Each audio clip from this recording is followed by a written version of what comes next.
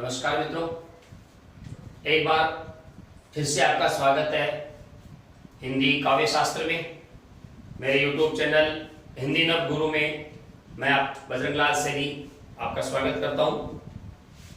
आज हम काव्य गुणों की चर्चा करेंगे और काव्य गुण अलग अलग आचार्यों ने अलग अलग इनकी संख्या बताई, लेकिन ये तो तय है कि गुण वास्तव में अगर रस काव्य की आत्मा है तो रस का आधार गुण है। तो एक तरह से ये काव्य के नस नस में विराजमान है। तो हम चर्चा करते हैं, शुरुआत करते हैं। आप बिल्कुल तत्चित्त होकर इसको समझिएगा। गुण वास्तव में क्या है? मनुष्य के शरीर में आत्मा का मुख्य धर्म शूरता, वीरता, कायरता, ये धर्म आत्मा के गुण हैं। जैसा व्यक्ति, जैसा विचार, जैसे उसकी विचारधारा वैसे उसके गुण। तो शूरता है, वीरता है, कायरता है, ये ईमानदारी है, ये उसकी आत्मा के गुण हैं। उसी प्रकार कवि की आत्मा यानी रस के भी कुछ उत्कर्ष के कुछ हेतु होते हैं, कुछ गुण होते हैं, कुछ धर्म होते हैं।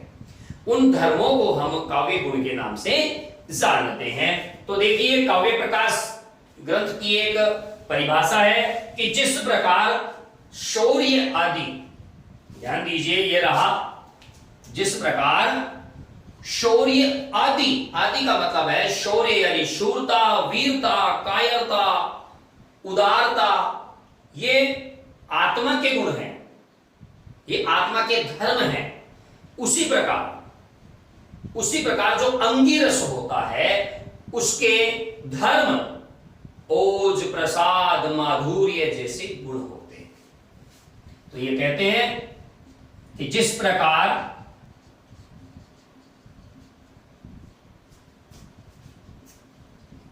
आत्मा के धर्म शौर्य, उदारता, वीरता, कायरता आदि है, उसी प्रकार काव्य में अंगी रस के धर्म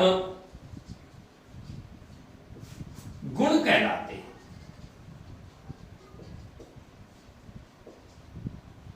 जो काव्य में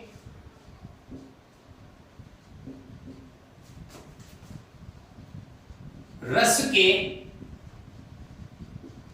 उत्कर्ष के हेतु हैं और स्थिर और तथा नित्य धर्म है।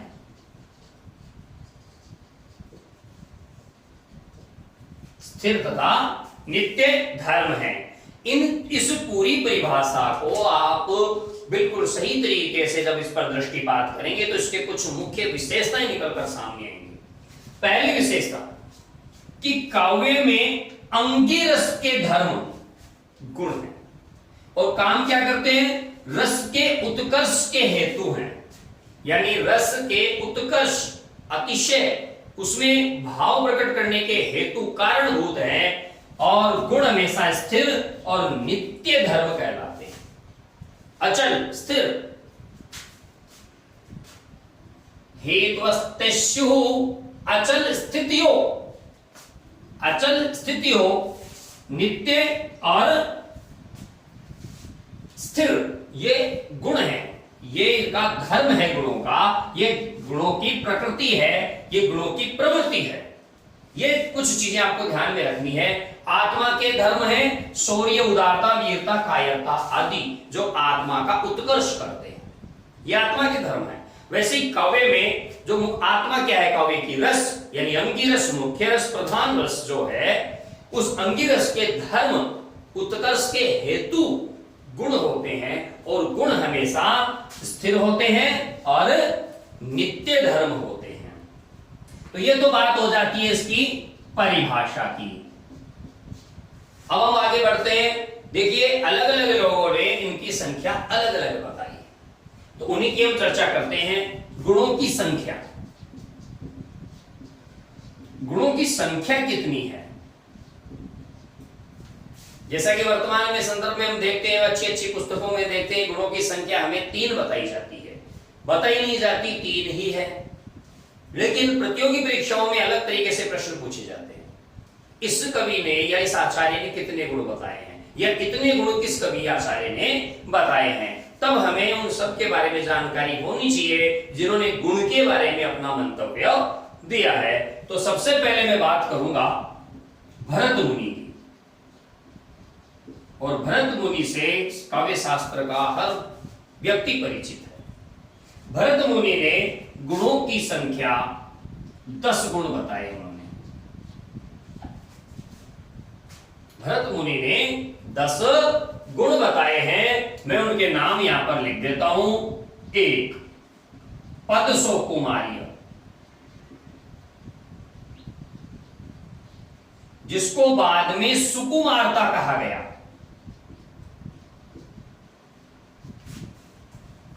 दूसरा समाधि,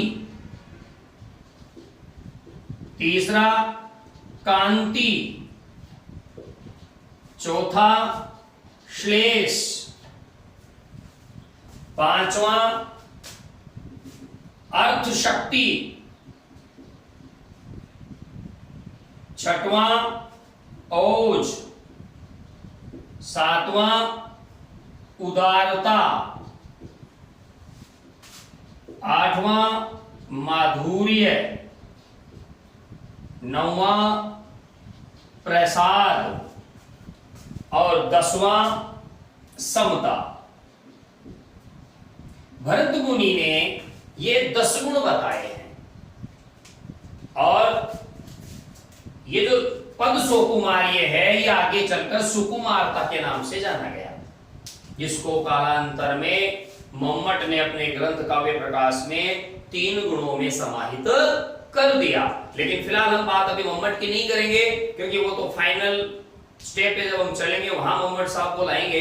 पहले तो जिन्होंने 10 या इससे ज्यादा बताए हैं उनकी चर्चा करते हैं। ये थे भरत मुनि। जब दूसरे क्रम पर हम आते हैं तो भोजराज। भोजराज ने अपने ग्रंथ में 24 गुणों का उल्लेख किया है।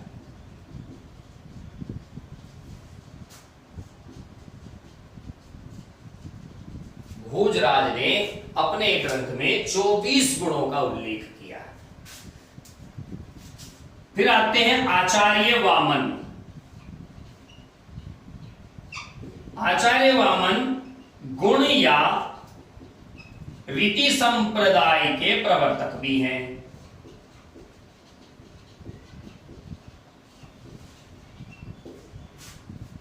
इन्होंने गुणों को 2 भागों में बांटा। 10 शब्द गुण एवं 10 अर्थ गुण। अगर प्रश्न पूछ लिया जाए कि आचार्य वामन ने कुल कितने गुण बताए, तो आचार्य वामन ने 10 + 10 कुल 20 गुण बताए। 10 शब्द गुण और 10 अर्थ गुण, ये इन्होंने ऐसे बताए। आचार्य वामन के बाद हम बात जब करते हैं तो ऐसे कौन कौन लोग हैं जिन्होंने 10-10 बताए हैं, तो देखिए भामह, दंडी, वाग्भट, जगन्नाथ, पंडित राज जगन्नाथ, पंडित राज जगन्नाथ और पीयूष वर्ष जयदेव।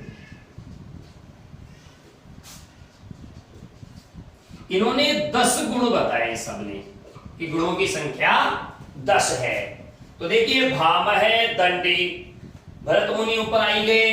भामह, दंडी, वाग्भट, पंडित राज जगन्नाथ, पीयूष वर्ष जयदेव, इन सब ने गुणों की संख्या 10-10 बताई है। लेकिन अंत में आपको बता दूं, मैं यहां पर मैं क्रमांक 5 लगाता हूं कि आचार्य मम्मट सर्वप्रथम 3 गुण बताए। सबसे पहले पूछ लिया जाए कि सबसे पहले 3 गुण किसने बताए, तो सबसे पहले 3 गुण आचार्य मम्मट ने बताए, जिसका अनुसरण किया आचार्य विश्वनाथ ने। मम्मट ने अपने ग्रंथ काव्य प्रकाश में मात्र 3 गुण बताए हैं, तो आचार्य विश्वनाथ ने भी अपने ग्रंथ साहित्य दर्पण में 3 ही गुण बताए हैं।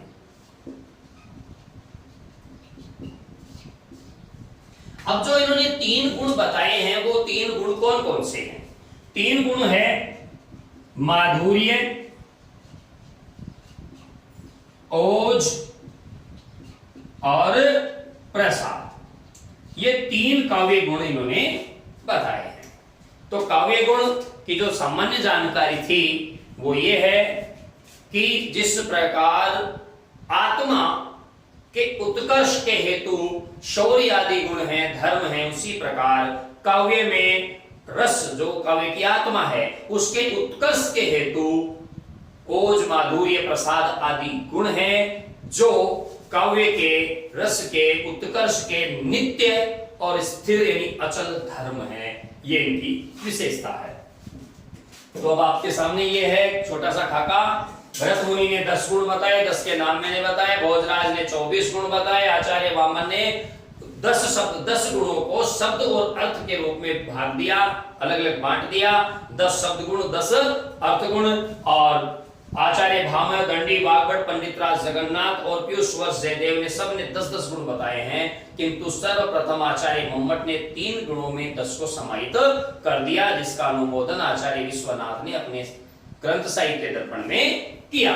और वो 3 गुण है माधुर्य, ओज और प्रसाद। ये 3 काव्य गुण वर्तमान में हम स्वीकार करते हैं। अब हम इन काव्य गुणों की चर्चा करेंगे। सबसे पहले हम बात करते हैं माधुर्य गुण।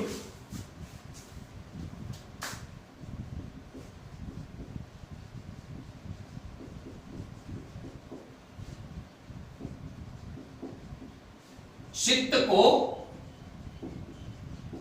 द्रवित करता है। यह इसका सर्वाधिक महत्वपूर्ण धर्म है कि ये चित्त को द्रवित करता है। जो काव्य पंक्ति या जिस काव्य पंक्ति को पढ़कर आपका चित्त द्रवित हो जाए, द्रवीभूत हो जाए, तो समझिएगा उसमें माधुर्य गुण है। ये कई बार कई प्रतियोगी परीक्षाओं में पूछ लिया जाता है। तो ये इसका सबसे महत्वपूर्ण गुण है, चित्त को द्रवित करता है। प्रेम यानी श्रृंगार, ईश्वर प्रेम यानी रति, देव विषयक रति, जिसको भक्ति कहा जाता है, एवं वात्सल्य में सर्वाधिक प्रयोग।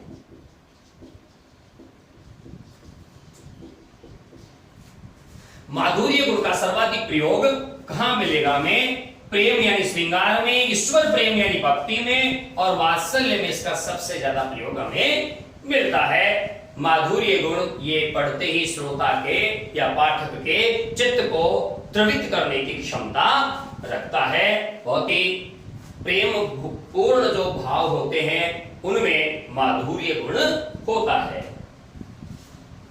मान लीजिए हम कोई ऐसी काव्य पंक्ति लेते हैं जिसमें प्रेम का चित्रण किया गया हो, प्रेम चाहे संतति के प्रति हो, प्रेम चाहे ईश्वर के प्रति हो, प्रेम चाहे स्त्री पुरुष का प्रेम हो, अगर प्रेम का चित्रण किया गया है तो इसका मतलब है उसमें माधुर्य गुण उपस्थित है। और इसकी विशेषता, माधुर्य गुण की विशेषता की जब हम बात करें, इसकी पहचान की बात करें, तो सबसे पहले हमें एक चीज का ध्यान रखना चाहिए कि माधुर्य गुण में श्रुति मधुर वर्णों का प्रयोग होता है। श्रुति मधुर वर्णों का प्रयोग, श्रुति मधुर का मतलब है सुनने में मीठे लगने वाले वर्णों का प्रयोग। प्रथम, तृतीय और पंचम वर्णों का अधिक प्रयोग, ये इसकी एक और विशेषता। इसमें प्रथम, तृतीय और पंचम यानी अल्प प्राण वर्णों का प्रयोग किया जाता है। मूर्धन्य वर्ण व महाप्राण वर्णों का इसमें निषेध है या अत्यल्प प्रयोग। मतलब इसमें मूर्धन्य वर्ण यानी ट वर्गीय वर्ण और महाप्राण वर्ण जो दूसरे और चौथे वर्ण होते हैं, उन वर्णों का इसमें न के बराबर प्रयोग किया जाता है। अल्प समास अथवा समास रहित शब्दावली, समास रहित शब्दावली का प्रयोग इसमें किया जाता। अल्प समास, बदरस, बातों का आनंद, छोटा सा समास।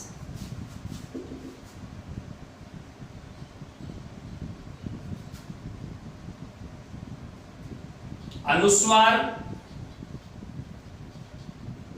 का प्रयोग, तो ये कुछ इसकी भाषिक अगर उसको पहचानना चाहे, क्योंकि गुण और रीति साथ साथ चलती है, गुण और रीति साथ साथ चलती है। जहां माधुर्य गुण होता है वहां वैदर्भी रीति अवश्य होती है। और ये जो मैंने आपको विशेषता बताई है, ये सारी विशेषताएं किसकी है? वैदर्भी रीति की, क्योंकि वैदर्भी रीति में ही माधुर्य गुण होता है। तो इस प्रकार से हम एक साथ दो टॉपिक भी पढ़ सकते हैं, रीति और गुण। रीति ऊपर का शाब्दिक जाल है और गुण उसके अंदर का सुंदर भाव है। तो ये स्थिति अगर है तो इसका मतलब उसमें वैदर्भी रीति है, उसमें माधुर्य गुण है। अब जैसे एक उदाहरण के तौर पर हम बात करते, एक बहुत ही सुंदर उदाहरण है। बतरस लालच लाल की मुरली धरी लुकाए,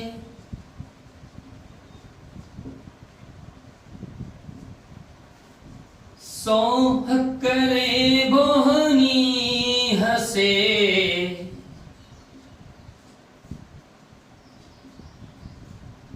देन कहे नटी जाए।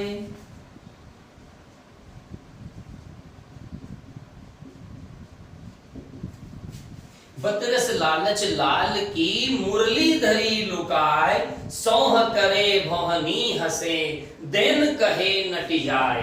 अब इस पूरे पद का अगर हम विश्लेषण करते हैं तो आप इसको देखें।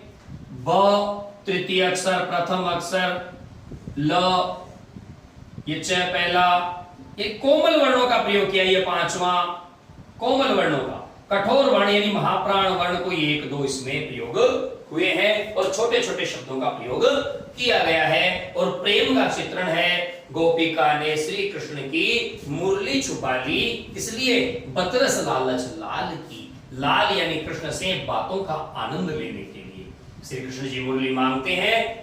सोह करे सौगंध खाती की मेरे पास नहीं है, भवानी हंसे फिर हंस देती है आंखों आंखों में। देन कहे, श्री कृष्ण जी जब देने के लिए कहते हैं, नटी जाए तो मना कर देती है। तो बातों का आनंद, प्रिय का सामीप्य, प्रिय से वार्तालाप का जो आनंद है, वो आनंद या माधुर्य गुण के रूप में परिलक्षित हो रहा है। तो इस प्रकार से माधुर्य गुण चित्त को द्रवित करता है और इसमें चित्त को द्रवित करने की पूर्ण क्षमता होती है। ये इसका सबसे बड़ा गुण का गुण है। अब इसके बाद हम चर्चा करेंगे ओज गुण की।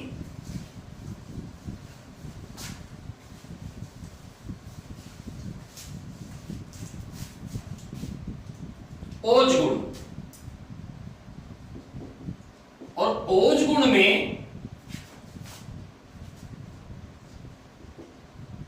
गौड़ी रीति होती है।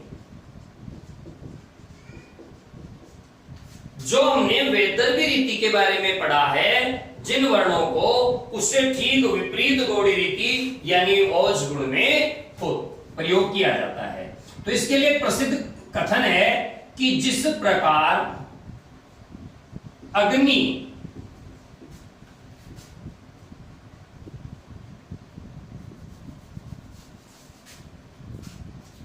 हम इसको यूं कह सकते हैं कि चित्त में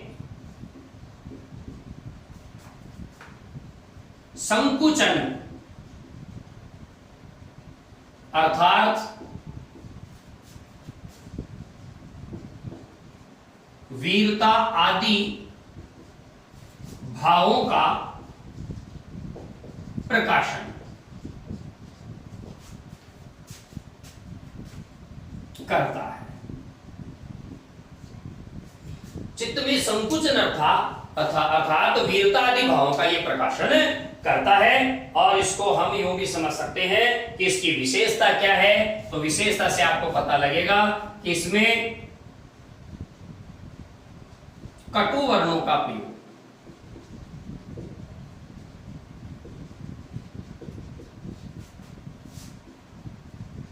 मूर्धन्य,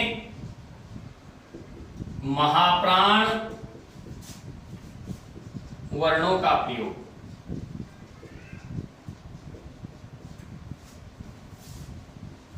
दीर्घ समास शैली, दीर्घ समास शैली का मतलब होता है बड़े बड़े शब्दों का प्रयोग। जरूरी नहीं है लेकिन होता है। कटु वर्णों का प्रयोग है, मूर्धन्य महाप्राण वर्णों का प्रयोग है, बड़े बड़े शब्दों का प्रयोग।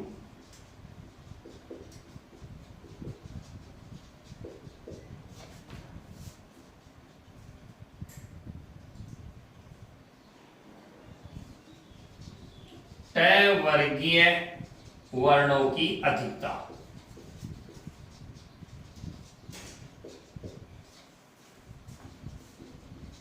संयुक्ताक्षर, गुच्छ, द्वित्व वर्णों की अधिकता, ये इसकी विशेषता है। इसमें बड़े बड़े शब्दों का प्रयोग किया जाएगा, कटु वर्णों का प्रयोग किया जाएगा, मूर्धन्य महाप्राण वर्णों का प्रयोग किया जाएगा, दीर्घ समास शैली है, ट वर्गीय वर्णों की इसमें अधिकता होगी, संयुक्त अक्षर, क्षत्रज्ञ आदि, गुच्छ, दो अलग अलग व्यंजन है, उद्धार में द ध वो गुच्छ है, और द्वित्व जैसे कच्चा में च च ऐसे वो द्वित्व है। इन वर्णों की इसमें अधिकता होगी। और ओज गुण में जैसे मान लीजिए मुख्य रूप से यह मिलेगा अपने को वीर रस में। वीर रस में ओज गुण का सबसे ज्यादा प्रयोग किया जाता है। भयानक रस में भी इसका प्रयोग हमें मिल सकता है, और रौद्र में भी इसका प्रयोग मिलता है, और कुछ एक स्थानों पर बीभत्स में भी इसका प्रयोग मिलता है। तो ये ओज गुण की है पहचान है कि इसमें जब पढ़ते हैं तो उसमें वीरता आदि भावों का प्रकाशन संकुचन मन में हो जाता है, चित्त में हो जाता है। जैसे मान लीजिए हम बात करते हैं हल्दी घाटी में। हल्दी घाटी कविता श्याम नारायण पांडे की बहुत बढ़िया कविता है, बहुत बड़ी है, एक पूरा महाकाव्य है। और उसमें युद्ध में मानसिंह अपने शत्रुओं का यानी मेवाड़ के सैनिकों का संहार कर रहे हैं, प्रताप जो है वो मुगल सैनिकों का संहार कर रहे हैं, और अलग अलग प्रकार से दोनों के देखो चित्त कैसे विकार आता है, चित्त में कैसे विकार आता है, संकुचन आता है। प्रताप मानसिंह से लड़ना चाहता है तो क्या कहता है, कहता था लड़ता मान कहां है, कहता था लड़ता मान कहां, कहता था लड़ता मान कहां, वह जिस पर तय विजय हमारी है, वह मुगलों का अभिमान कहां।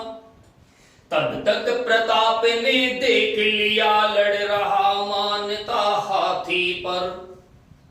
अकबर का चंचल सा विमान, उड़ता निशान था हाथी पर। वह अपने दल को था बढ़ा रहा, वह पग पग पर भीषण समर भवानी को बलि था चढ़ा रहा। फिर रक्त देह का उबल पड़ा, जल उठा क्रोध की ज्वाला से। घोड़े से कहा बढ़ो आगे बढ़ चलो, कहा निज भाला से। हाय नस नस में बिजली दौड़ी, राणा का घोड़ा लहर गया। वह शत शत बिजली की आग लिए, वह प्रलय में घिसा गहर गया। तो जब हम वीर रस से परिपूर्ण कोई रचना पढ़ते हैं, तब हमारे यूं कह सकते हैं कि शरीर में जो मन है, मन में एक ओज विकार आ जाता है, रोंगटे खड़े हो जाते हैं, अंग अंग फड़कने लगता है। तो ऐसी स्थिति में वहां पर ओज गुण होता है। तो जैसे छोटी सी पंक्ति में भूषण की लिख देता हूं, दो ही पंक्ति लिखता हूं मैं, छोटे छोटे शब्दों का प्रयोग है। तेज तम अंश पर कान जिमि कंस पर, त्यों म्लेच्छ वंश पर शेर जे विराज है। तेज तम अंश पर कान जिमि कंस पर, त्यों म्लेच्छ वंश पर शेर से विराज है।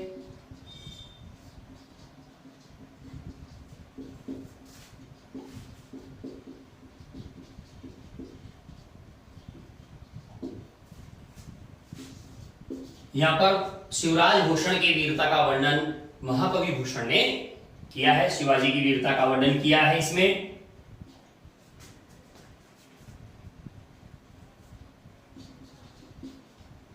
फिर रक्त देह का उबल पड़ा,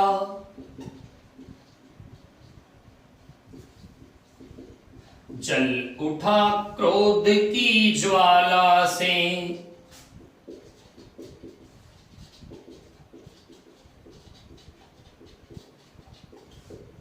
घोड़े से कहा बढ़ो आगे,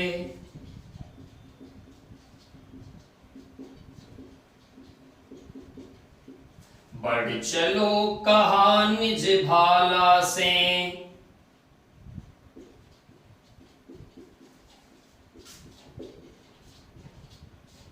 श्याम नारायण पांडेय की एक रचना है। तो ये वीर रस, ये यहां पर रौद्र रस का प्रयोग है, यहां पर वीर रस का प्रयोग है। और ओज गुण में रौद्र और वीरता मुख्य रूप से काम में आते हैं। तो ये था ओज गुण। अब हम बात करेंगे प्रसाद गुण की, जो कि आज के इस वीडियो का अंतिम बिंदु है। प्रसाद गुण क्या है? ये तीसरा है प्रसाद गुण। इसका है कि जिस प्रकार अग्नि सूखे ईंधन में तत्काल व्याप्त हो जाती है,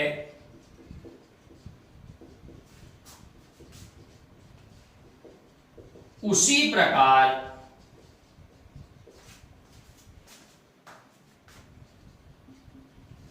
काव्य पंक्ति पाठक अथवा श्रोता के चित्त में तुरंत व्याप्त हो जाए,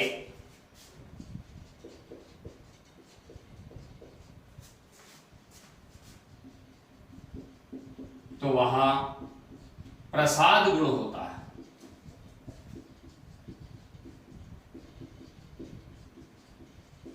तो वहां प्रसाद गुण होता है। इसको सामान्य भाषा में यूं समझ सकते हैं कि काव्य पंक्ति को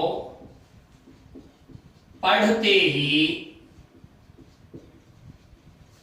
अर्थबोध होना, इसका मतलब ये है। काव्य पंक्ति को पढ़ते ही अर्थ का बोध होना। और यह इसमें पांचाली रीति का प्रयोग किया गया है।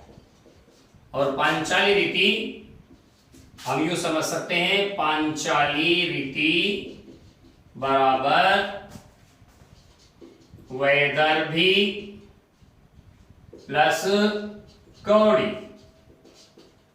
दोनों को मिलाने से पांचाली रीति होती है। हमें काव्य पंक्ति पर फोकस करना है कि काव्य पंक्ति को पढ़ते ही हमारे मन में अर्थ प्रकट हो जाए, तब वहां पर प्रसाद गुण होता है। जैसे मान लीजिए, वह आता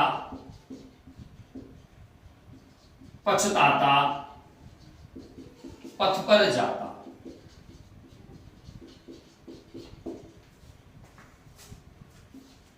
वह आता पछताता पथ पर जाता, कलेजे के दो टूक करता। भिक्षु कविता है निराला जी की, बिल्कुल सीधा सीधा अर्थ है। और भी अगर हम देखें दूसरा, जैसे कनक कनक ते सो गुनी,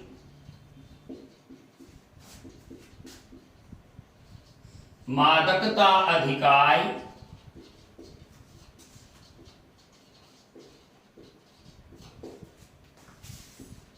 या खाए बोरात है,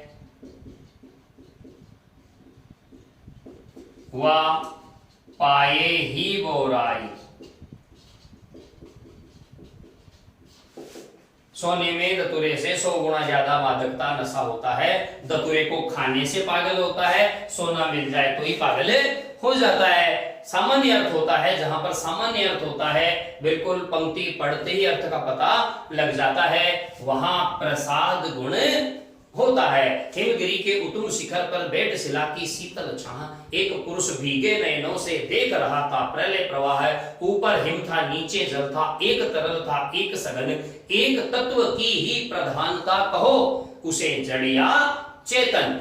कामायनी के चिंता सर्ग के पहले पर कुछ पंक्तियां जो मैंने आपको सुनाई है, बिल्कुल सीधा सा अर्थ है। तो जहां काव्य पंक्ति को पढ़ते ही सीधे अर्थ का पता लग जाए, वहां प्रसाद गुण है।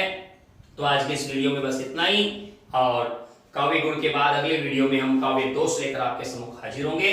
तब तक के लिए इजाजत दीजिए। हमारा YouTube चैनल हिंदी नव गुरु सब्सक्राइब कीजिए, शेयर कीजिए, अधिकाधिक लाभ उठाइए, अपना भी ध्यान रखिए और अपने परिवार का भी ध्यान रखिए। जय तु संस्कृतम, जय तु।